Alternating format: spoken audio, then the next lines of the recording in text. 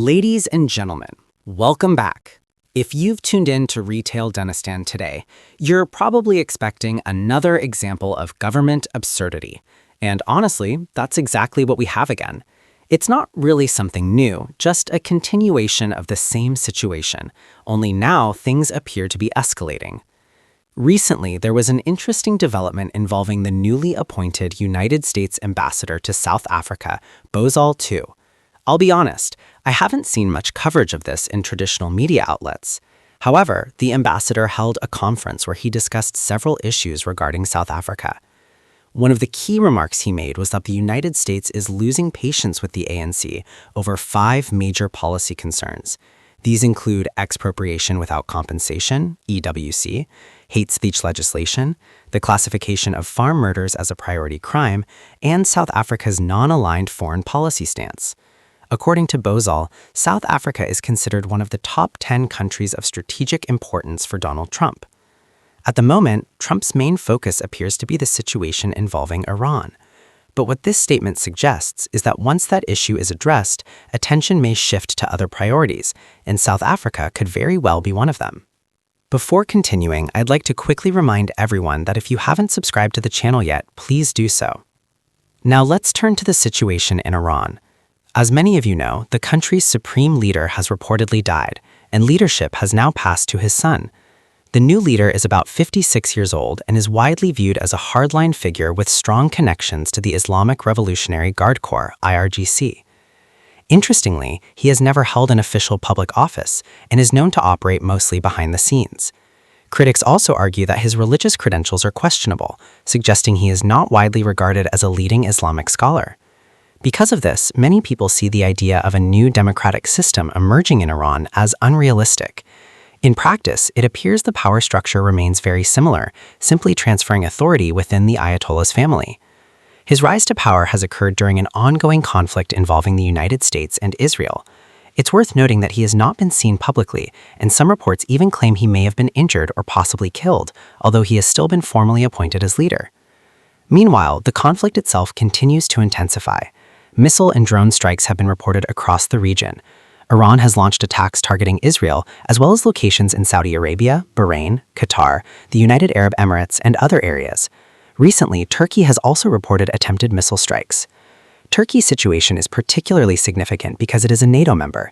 Technically, an attack on Turkey could trigger NATO's collective defense clause.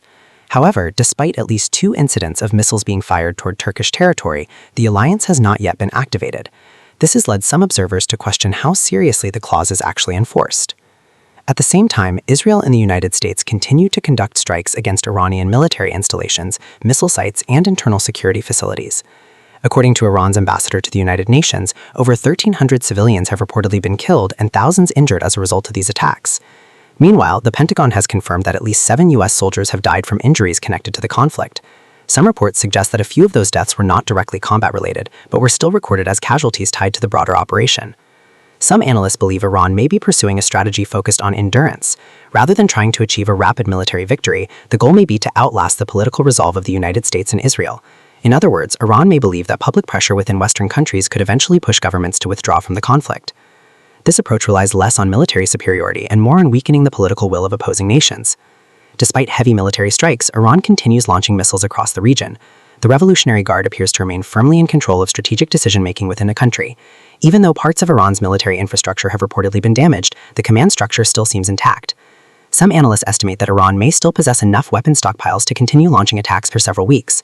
It has also been reported that roughly half of the missiles fired by Iran may contain cluster munitions, weapons widely restricted under international law because of their broad destructive effects.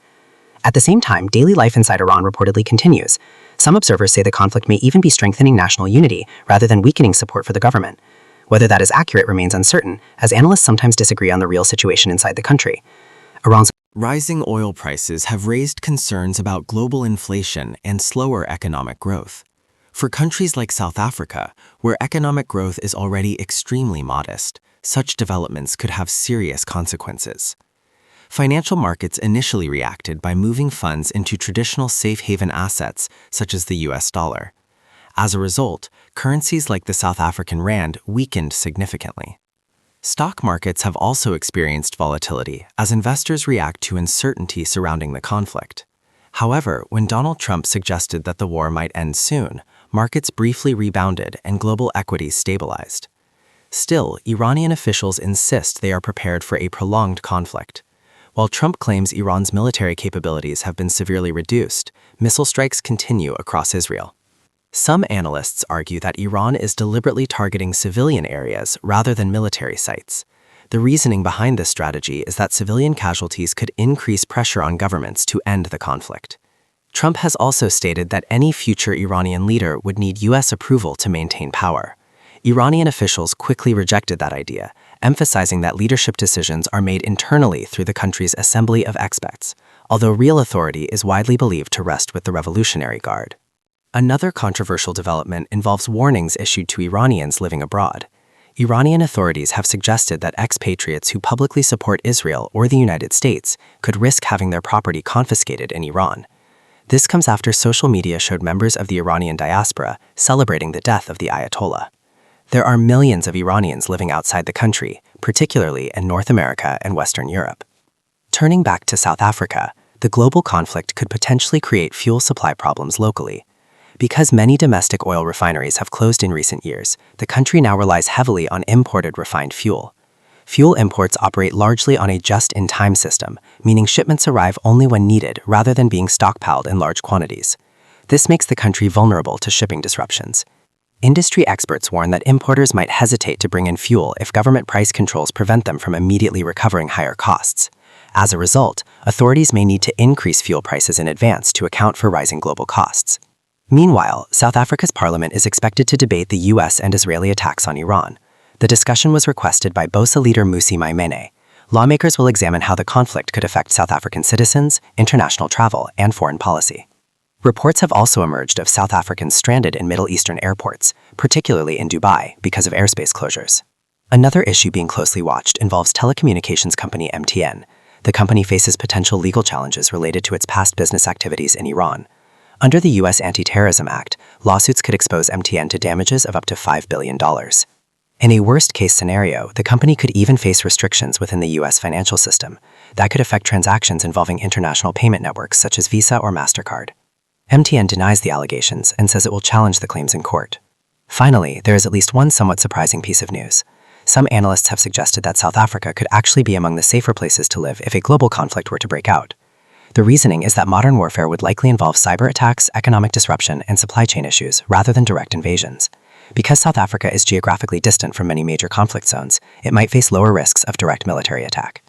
However, experts also caution that the country would still experience serious economic and infrastructure challenges during a global crisis. Ultimately, resilience would depend on factors such as energy security, food supply, governance, and social stability, rather than simple geographic distance. In other words, long-term preparedness matters far more than location alone. That's the latest update for today. Let me know your thoughts in the comments, and I'll see you again next time. Don't forget to like and subscribe.